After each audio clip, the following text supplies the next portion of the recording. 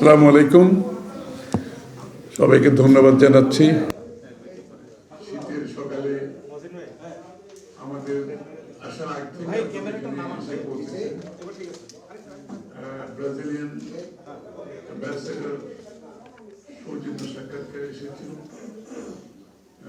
স্বভাবতই ব্রাজিল বাংলাদেশ দুই দেশের সম্পর্কটা নিয়ে বিস্তারিত আলোচনা হয়েছে এবং দুই দেশের মধ্যে যে সম্ভাবনাগুলো আছে সেগুলো নিয়ে আলোচনা হয়েছে।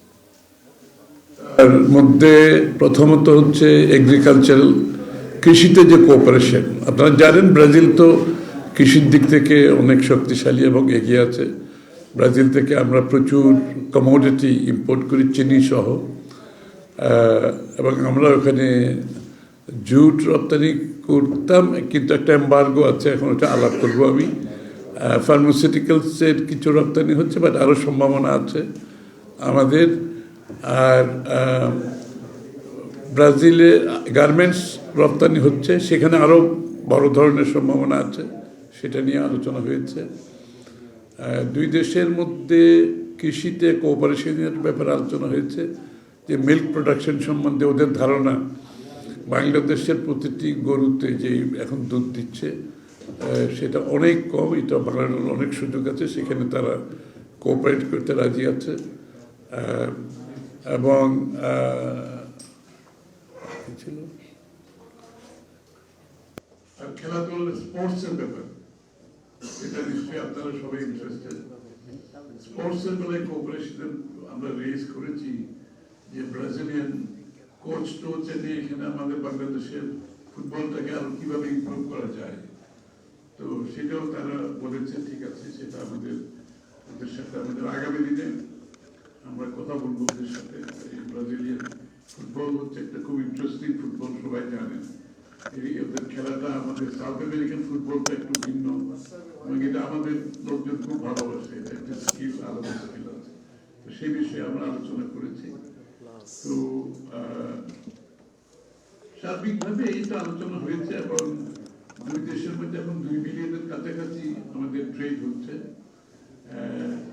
সেই ক্ষেত্রে ব্রাজিলের পক্ষে ব্যালেন্স অফ পেমেন্টটা ব্রাজিলের পক্ষে আছে। আমাদের ওইভাবে রপ্তানি আরো বেশি বাড়াতে হবে, গার্মেন্টসের রপ্তানি বাড়াতে হবে। জুটের উপর একটা ইয়ে আছে, এম্বার্গো আছে, যেটা নামটা ভুলে গেল, আমার তো প্রত্যেক দিনই বলি, এখন আসতেছে না মনে। একটা এম্বার্গো আছে জুটের উপর, সেটা তাদের প্রোটেকশনের জন্য। তারা কিছু জুট প্রডিউস করে, তো তাদের জুটের উপর প্রোটেকশনের জন্য বাংলাদেশের জুটের উপর একটা এম্বার্গো দেওয়া আছে। সেটা তোলার জন্য আমরা বলেছি, তাদেরকে আমরা অনুরোধ করেছি, কারণ তাদের যে জুট, যে পরিমাণ জুট হয় সেটা তাদের জন্য যথেষ্ট নয়। সুতরাং বাংলাদেশের জুট ওখানে ওই ধরনের বন্ধ করার কোনো সুযোগ নাই। সেটা হয়তো আরও লবিটা আরও ভালো হওয়া উচিত ছিল বাংলাদেশের পক্ষ থেকে।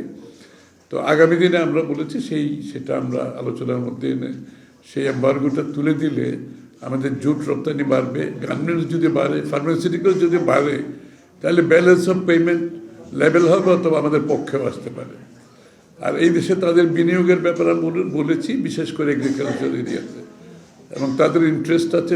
আমি যে বললাম যে আমাদের দুধ প্রোডাকশনের জন্য তাদের একটা ইন্টারেস্ট আছে। গবাদি পশুতে ব্রাজিল অনেক এগিয়ে আছে, কমোডিটিতে এগিয়ে আছে। এইসব জায়গায় তাদের কোঅপারেশন আমরা পেতে পারি, কাজ করতে পারি একসাথে। এবং কালচারাল এরিয়া তো MOU সই হতে যাচ্ছে অথবা হয়েছে। এখানে আমাদের আছে সাউথ আমেরিকান কালচার, বাংলাদেশের কালচার। এখন তো গ্লোবালি কালচারাল একটা এক্সচেঞ্জ হচ্ছে সব জায়গায়। আমাদের কিছু ছেলেমেয়েরা সেখানে পড়তে গিয়েছে ইতিমধ্যে।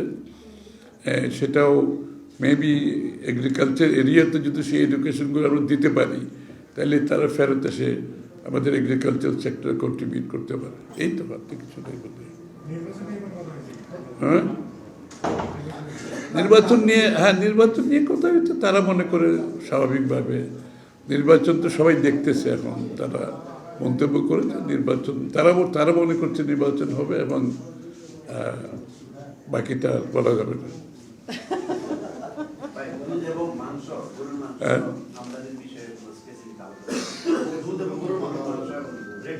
হ্যাঁ। রেড মিট তারা এক্সপোর্ট করতে চায়, তারা এখানে ওয়্যার হাউস করতে চায়।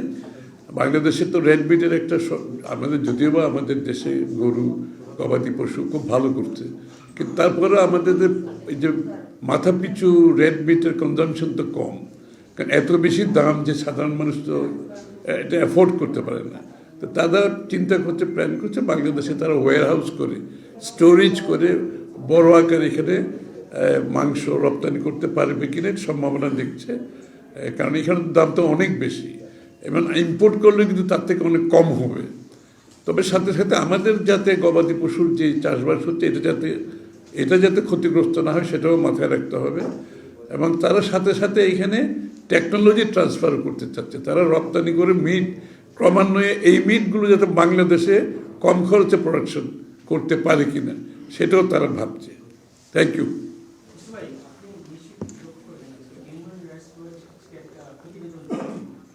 বাংলাদেশ সংসদ তারা বলেছে বিষয় তারা করেছে যে আওয়ামী লীগকে নির্বাচন থেকে বাইরে রাখার আলোচনা নিয়ে তারা উদ্বেগ প্রকাশ করেছে এবং তারা আশঙ্কা করছে যে অতীতে যে তিনটা ইলেকশন হয়েছে সেই নির্বাচন অতীতে যে তিনটা ইলেকশন হয়েছে আওয়ামী লীগের আমলে সেই ইলেকশনগুলোতে তো অংশগ্রহণমূলক নির্বাচন হয় নাই, সেখানে মানুষের সুযোগ ছিল না তার পছন্দের প্রতিনিধি বেছে নেওয়া।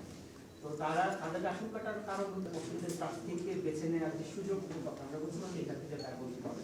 আরেকটা অংশ তারা বলেছে যে আমাদের যে আইসিটি আইন আছে সেই আইনে মৃত্যুদণ্ডের যে ধারা সেইটি যদি বাতিল করা হয় তাহলে শেখ হাসিনাকে ফেরত দেওয়ার বিষয়ে তারা ভারতকে চাপ দিতে হবে, এই ধরনের প্রতিবেদনে তারা অভিযোগ করেছে। আর পুলিশের রিফর্ম নিয়ে তারা বলছে এটা আসলে রাজনীতির যেভাবে জড়িয়ে গেছে ব্যবহার করা হচ্ছে থেকে বের করে আনাটা কঠিন হবে এবং র্যাব বিলুপ্তির ব্যাপারে তারা সুপারিশ করছে যে একটা অভিযোগ রাখা কোনো যৌক্তিকতা নেই।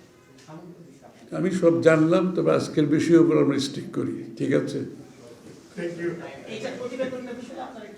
আমি তো বললাম যে তোমাদেরকে ব্রাজিলের সাথে এটা কোনো সম্পর্ক নেই।